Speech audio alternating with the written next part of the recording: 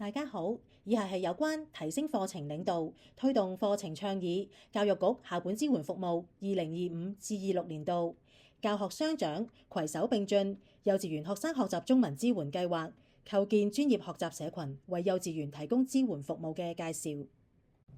提供支援服務嘅單位係香港大學專業進修學院，而支援對象及範圍係幼稚園及幼稚園暨幼兒中心嘅教師，本地包括非華語幼兒及家長。支援計劃嘅重點主要分為以下6項：參照幼稚園教育課程指引2017，支援幼稚園策劃、發展、實施以及評估校本課程嘅學教評策略；舉辦教師專業發展活動，建立可持續嘅教師專業交流平台，促進教師間嘅知識傳播同技能轉移。亦會協助幼稚園優化校本嘅教學方案，以綜合模式貫通6個學習範疇嚟設計校本課程，促進幼兒包括非華語幼兒嘅中文語言能力，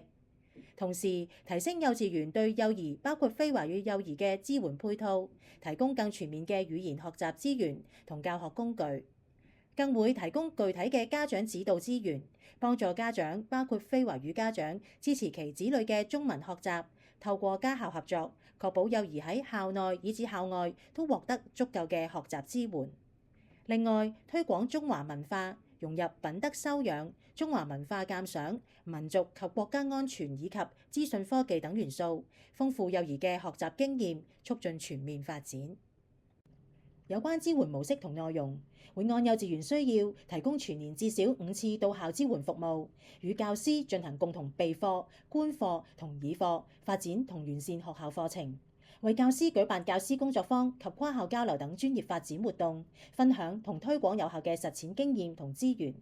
建立教師學習社群，以促進教師專業交流，舉辦家長教育講座，促進家長間嘅交流，協助家長認識子女喺學習中文上嘅挑戰，並探討協助子女嘅方法。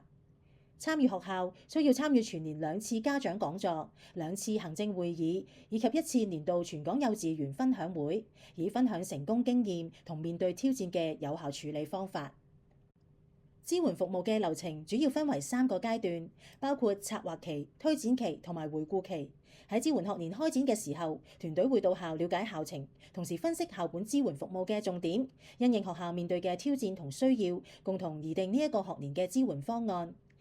然後支援團隊會同學校共同實踐呢個支援方案。除此之外，會建立校內以至跨校嘅學習社群。最後會透過評估同檢視支援方案嘅成果，並且總結整體嘅支援成效。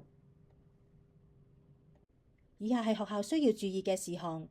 支援服務計劃為期1年，為善用支援服務，參與嘅幼稚園應該組成一隊最少有2名教師嘅核心團隊，並選派1位統籌教師，帶領核心教師團隊參與事項專業支援服務，負責與相關嘅支援人員聯絡，訂定支援服務嘅具體安排，